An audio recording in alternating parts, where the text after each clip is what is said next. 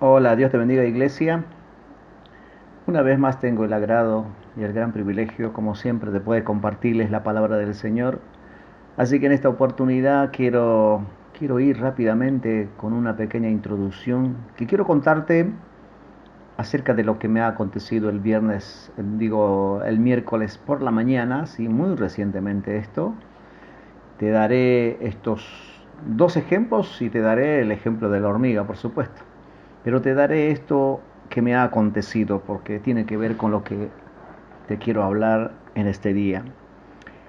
Miércoles por la mañana, entre tanto que estaba en el trabajo, sí, haciendo algunas cosas, cargando unos fierros ahí a la camioneta, se me acerca un joven, un tanto de 25 años, se me acerca y me dice si le podía prestar una cucharita. Y cuando me dice cucharita a mí en obra, y rápidamente mi mente piensa en una cuchara para preparar material. ¿Qué querrá? Dije, ¿no? Dentro de mí pensé una cuchara, me imagino para preparar el material. Y seguido las palabras me dice, no, una cucharita para prepararse el té. Así que volví rápidamente de mi pensamiento que volaba al 100% y caí, dije, cucharita para el té. Bueno, digo, aguárdeme unos segunditos que termino de cargar esto y te iré a buscar la cucharita. Así que fui y le busqué la cucharita y le salvé de ese gran apuro. ¿A qué voy con este ejemplo de la cucharita de té? Tengo, digamos, el nombre del ejemplo. Es decir, para este jovencito, porque me decía él en su momento que no podía prepararse el té porque su encargado si no había llegado y por ende no tenía acceso para poder agarrar la cucharita y estaba en un momento, un dilema de que no podía preparar el té. Ahora bien, si a mí me preguntas si yo lo podría hacer sin la cucharita de té, te lo aseguro que lo haré. De alguna forma prepararé ese té sin la cucharita y lo haré, ¿sí? Así que, sin embargo, para este jovencito se convirtió en un obstáculo, sí, uno diría un obstáculo mínimo. Pero bueno, pensemos un poquito más. Alguien que se le convierte una cosa pequeña para preparar un té, una cucharita, y es un dilema, se convierte en algo que uno dice, ¿qué hago? Ahora sin la cucharita no tomaré esta mañana el té, estamos en graves problemas. Digo y pienso y pensé también, digo, ¿qué será de su vida frente a diferentes obstáculos que a veces se nos presentan en la vida y cómo enfrentamos a esas circunstancias? ¿Cómo lo enfrenta a diferentes circunstancias mayores que la cucharita? Entonces digo, su forma de ver o su forma de proceder creo que está un tanto muy errático, ¿sí? Así que no podría ser nunca un impedimento una cucharita para preparar un té. El siguiente ejemplo es, quiero hablarte acerca de las hormigas. Investigando y viendo algunos puntos, saqué la conclusión que las hormiguitas siempre andan en fila y todo el mundo lo conocemos. Cuando transportan sus alimentos y llevan al hormiguero, van siempre en fila y tienen casi precisamente una senda, ¿sí? Por la cual transitan. Pero cuando esa senda o ese camino es obstaculizado por algo, ¿sí? Ya sea que uno lo ponga a propósito o que algo caiga ahí sobre el camino, sea una hoja, lo que fuese, las hormigas inmediatamente frente a ese obstáculo empiezan a una especie de embotellamiento, se empiezan a juntar un montón de hormigas y porque ven un obstáculo, porque no pueden proseguir y seguir caminando. Pero según algunos investigadores de la materia, algunos de los tipos de las hormigas, hay especialistas de hormigas que están capacitados para quitar el obstáculo en el caso que se pueda. Y en el otro caso de las hormigas es que también hay expertos que hacen que rodeen el obstáculo para poder proseguir por el camino, ¿sí? Ese es el otro ejemplo que quería darte. Vamos a dejar estos dos ejemplos y vamos a ir a la palabra de Dios y luego vamos a desarrollarlo. Quiero que leamos en Jeremías capítulo 29, versículo 4 al 7, que dice así: Así ha dicho Jehová de los ejércitos, Dios de Israel, a toda la cautividad que hice transportar de Jerusalén a Babilonia. Edificad casas y habitadlas. Plantad huertos y comed el fruto de ellos. Casaos, engendrad hijos e hijas. Da mujeres a vuestros hijos y da marido a vuestras hijas, para que tengan hijos e hijas, y multiplicaos ahí y no os disminuyáis. Versículo 7.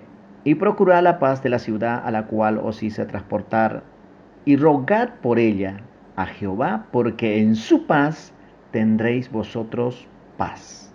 Bien, cuando leemos estos versículos, según algunos lectores y a veces que conocemos la historia del pueblo de Dios, rápidamente nuestra mente se dirige al tiempo del cautiverio de aquellos 70 años, ¿sí? Pero en aquel entonces, para ir un poquito desglosando esto, en aquellos tiempos cuando fue llevado cautivo el pueblo de Dios a Babilonia, fueron transportados, habían dos tipos de profecías. Había una profecía casi paralela a la profecía de Jeremías, que este profeta Ananías, Eh, Ananías decía que, y dice la palabra, pues vamos a leerlo porque está esto ahí nomás, está en el capítulo del mismo libro, Jeremías 28:2, dice, así ha dicho, dice esto Ananías, así ha dicho Jehová de los ejércitos, Dios de Israel, diciendo, quebranté el yugo del rey de Babilonia, dentro de 2 años haré volver a este lugar todos los utensilios de la casa de Jehová que Nabucodonosor, rey de Babilonia, tomó de este lugar para llevarlos a Babilonia. Y yo haré volver a este lugar a Jeconías, hijo de Joacim, rey de Judá, y a todos los transportados de Judá que entraron en Babilonia, dice Jehová, porque yo quebrantaré el yugo del rey de Babilonia. Hasta ahí la palabra. Se da cuenta que hay otra profecía paralela a la profecía de Jeremías, que este profeta está reduciendo el tiempo. Es una profecía obviamente falsa, pero en medio de estas profecías, ¿sí?, está el pueblo de Dios. ¿A quién obedecen? Uno diría, si tú te pones en el lugar y yo me pongo en el lugar, uno diría, bueno, son 2 años y 2 años creo que son mejor que 70 años, así que me gusta esta profecía, ¿no? Yo creo que estaban en ese dilema, en ese conflicto de cuál de las profecías habrían de obedecer. Bueno, finalmente ellos obedecen la profecía que dijo Jeremías acerca de que Dios les había dicho que pasarán muchos años, así que en aquel lugar, en medio de esa cautividad, deberán de producir, sembrar y todo deben multiplicarse en medio de esas dificultades, porque obviamente no es lindo para nadie ser cautivo, ser prisionero, ¿sí? Mientras allí los que los flagelan, allí los que los hacen trabajar, no lo sé, pero no es lindo. Israel está en medio de este gran problema. Frente a estos diferentes obstáculos, Israel tiene que seguir adelante. Y no solo eso, que tienen que orar en ese lugar, tienen que orar por estas naciones que los habían llevado cautivo. Así que entonces Israel van a atravesar años, ¿sí?, en aquel lugar, a pesar de los grandes dilemas y de las grandes dificultades, van a seguir y van a pasar todos estos 70 años obedeciendo a Dios, porque decidieron obedecer a Dios. Porque dice en el Salmo 137, ¿sí?, que aquellos que los habían transportado, dice, ¿no?, que les pedían que cantasen. Yo creo que en medio de esas circunstancias, en medio de esos problemas, Israel glorificaba a Dios, cantaba a Dios y no se había convertido en un obstáculo, no se había convertido para alabarle a Dios, ¿sí? No fue un problema, ¿sí?, ser prisioneros y esclavos de Babilonia. Eso no impedía que ellos glorificasen. Porque dice en el Salmo 137:3, y los que nos habían llevado, dice, cautivos, nos pedían que cantásemos, ¿no? Miren, aquellos que los habían llevado, dice que cántanos, les decían. Y los que nos habían desolado, dicen, nos pedían alegría, diciendo, cántanos alguno de los cánticos de Sión. Qué lindo, ¿no?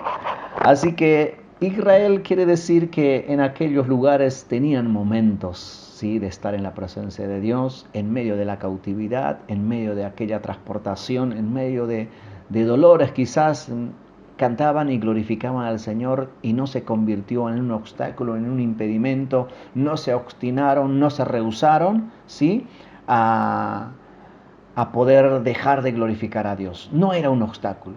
Ahora hay otro ejemplo que sí pasaba también.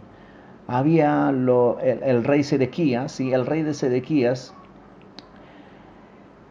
es el pueblo que se rehusó obedecer a la palabra de Dios. Cuando Dios les había dicho que no se rehúsen, porque será mejor que no se rehúsen, porque si se rehúsen van a sufrir las consecuencias. Aún va a haber pérdidas de vidas, se va a incendiar la ciudad, y así sucedió.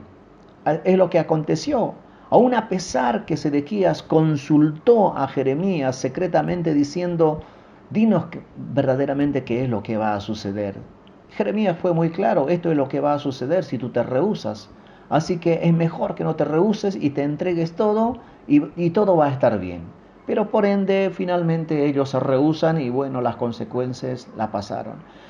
A veces, en medio de ciertas circunstancias adversas que a veces uno tenga que atravesar, es necesario obedecerle al Señor. Es necesario, a pesar de vivir, de transitar momentos difíciles, necesitamos obedecer a Dios y alabarle y glorificarle a Dios. ¿Por qué estoy entrando a esta parte de la reflexión?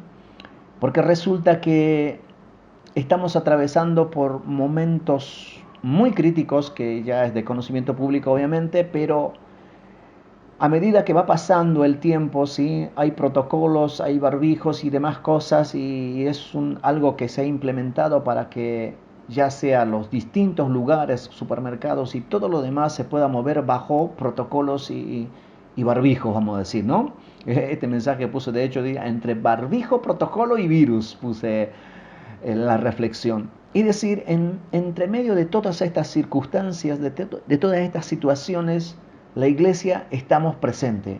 Pero esto se va a convertir en obstáculo para los hijos de Dios. Esto se va a convertir en impedimento para glorificarle a Dios. Pensemos y reflexionemos y meditemos un poquito. Cuando nosotros, o usted y todos los que trabajamos, vamos y estamos 8 horas, 10 horas y más también bajo el protocolo, con barbijo, todos. De lo contrario, serás suspendido o serás, no sé, puede pasar un montón de cosas que de lo contrario si no obedecemos el protocolo. Así que entonces, mi pregunta es, ¿cómo es que no lo podemos alabar o estar congregándonos en la iglesia cuando solamente se trata de 1 hora y media, ¿sí?, bajo el protocolo, bajo estas normas del gobierno? ¿Por qué? ¿Que es algo malo? Ya sé que es molesto el barbijo y demás cosas, pero bueno, vamos a ir a algo. ¿Te parece que es la marca de la bestia? ¿Te parece que es el 666? Cuando sea algo parecido y tenga que ver con eso, bueno, te diré, bueno, sí, está bien. Pero esto no es nada. Son normas. Aún a pesar de todos estos protocolos que se implementan, necesitamos glorificar a Dios, necesitamos estar allí presente. Para mí fue algo frustrante, ¿sí? Para mí fue frustrante un poquito frustrante cuando empezamos las primeras reuniones. Yo siempre dije en las reflexiones que di que hay expectativa dentro de uno de poder congregarnos y decirnos el reencuentro de la iglesia después de 9 meses largos que han transcurrido. Ese reencuentro va a ser muy lindo, va a ser muy hermoso. Sin embargo, sé que ese pensamiento ha pasado por muchos hermanos y por supuesto han estado presentes en esa primera reunión, ¿sí? Pero no obstante, no era mi expectativa, ¿sí? Mi expectativa era decir, van a ir hermanos, van a decir, yo acá estoy presente, no sé si me dejarán entrar, pero yo estoy acá presente, ¿sí? Esa expectativa, es decir, cualquiera uno dice, no, yo iré porque yo he estado esperando cuándo se va a abrir, ¿sí? Entonces, bueno, Esa es la expectativa que tenía, pero sin embargo me encontré con esa sorpresa de que no había muchas personas. Dije, ¿dónde están esos jóvenes que los veía domingo tras domingo? Hay muchos jóvenes que faltan. ¿Qué sucedió? Entonces me puse a pensar y saqué dos conclusiones y dije, como siempre dije en las reflexiones, si bien hay vidas que se pierden día tras día y hasta ahora, ¿sí? Y se han perdido muchas vidas, y dije, pero nadie dice nada de las vidas que a lo mejor también se están perdiendo, aquellas personas que siempre estaban necesitando de ir a la iglesia, de estar entre hermanos, de ese aliento, y que hay de esas vidas que a veces se están perdiendo espiritualmente. A lo mejor pudo haber pasado eso, dije, se enfriaron en el camino y a raíz de eso no están presentes ahora. Y lo otro dije, es que otro pensamiento ha invadido sus mentes, sus corazones, otro pensamiento, otra forma de ver las cosas, y a raíz de eso no van a la iglesia, ¿sí? Y se ha convertido ese pensamiento en un gran obstáculo para poder asistir. Y este gran obstáculo, por eso dije, a veces el barbijo, es el protocolo. Pregunto, ¿qué pesa más en la balanza? ¿El barbijo, el protocolo, o el amor que tienes hacia Dios, o el amor que tenemos hacia Cristo? ¿Qué pesa más en la balanza? Pregunto, y quisiera que tú también reflexiones, recapacites del otro lado. ¿Qué pesa más? Que esto no se convierta en obstáculo, ¿sí? Porque esto va a ser temporario. No sé, no lo sé el tiempo, porque si lo supiera lo diría, pero hasta el tiempo que sea y tengamos que hacerlo de esta manera, lo vamos a hacer. Así que, mi hermano, mi hermana que está del otro lado, ¿ha invadido otro pensamiento dentro de ti? ¿Un concepto de algún lado? Y eso ha hecho cambiar tu forma de ver las cosas, de pensar, y por ende no vas a la iglesia. Y quiero decirte que quites ese impedimento, ese obstáculo. Que no sea, por eso daba el ejemplo de este muchacho, una pequeña cosa así que se puede obviar, ¿sí? ¿Sí? Que en lugar de cuchara yo haré, no sé, con alguna cosa prepararé ese té, que no sea un obstáculo. Aún las hormigas, ¿sí? Eh, o quitan el obstáculo o rodean el obstáculo y prosiguen. Así que por ende, tú no te puedes detener, tú no te puedes quedar porque hay barbijos y protocolos en la iglesia. No te puedes quedar por eso. Necesitamos seguir adelante, necesitamos seguir predicando la palabra del Señor. Ya sé que me dirás, yo lo estoy haciendo desde mi casa, pero está bien. ¿Pero te estás conformando con estar en tu casa? ¿O es que hay algo más que invade dentro de ti? Así que quiero que meditemos, reflexionemos en esto. Que esto no sea el impedimento para que tú puedas asistir a la iglesia. No se convierta. Por eso lo he llamado a este mensaje, dije, entre barbijos, protocolo y virus. Estamos entre medio de esas circunstancias, como lo estuvo el pueblo de Dios, entre medio de diferentes situaciones, entre medio de aquellos que lo flagelaban, entre medio de aquellos verdugos que lo castigaban, estaban entre medio de ellos y seguían alabando al Señor, seguían glorificando a Dios, porque Dios les había dicho, vayan, van a estar en ese lugar muchos años, y no solo eso, que van a orar por ellos. Cuando ellos tengan paz, ustedes van a tener esa paz. Así que, entre medio de diferentes circunstancias, en este caso, entre medio de barbijos y protocolos, necesitamos seguir glorificando a Dios, necesitamos seguir congregándonos a Dios, ¿sí? Así que mi hermano, te aliento con esto. Así que me gustaría verte el domingo en la iglesia, me gustaría que nos reunamos y bueno, si será un abrazo, no lo sé, pero será un gusto poder verte nuevamente en la iglesia. Así que mi hermano, te animo desde este lugar, te animo a que vuelvas a la iglesia y volvamos a congregarnos. Este mensaje es para todos aquellos que de alguna forma dejaron de ir a la iglesia. No sé por qué, pero hay algo que ha impedido, hay algo que se les ha puesto como obstáculo e impedimento. No, a lo mejor no es el barbijo o el protocolo, o es otra cosa, pero no importa. Lo que sea, cuál es el obstáculo que se te ha opuesto para que tú no vayas a la iglesia. Así que te invito, mi hermano, amigo, amiga que estás del otro lado, este domingo al reencuentro allá en el lugar para glorificar a Dios. Así que con esta reflexión ya termino, y porque si no se me van 20 minutos largos. Dios te bendiga y nos vemos el domingo. Hasta la próxima. Chau, chau.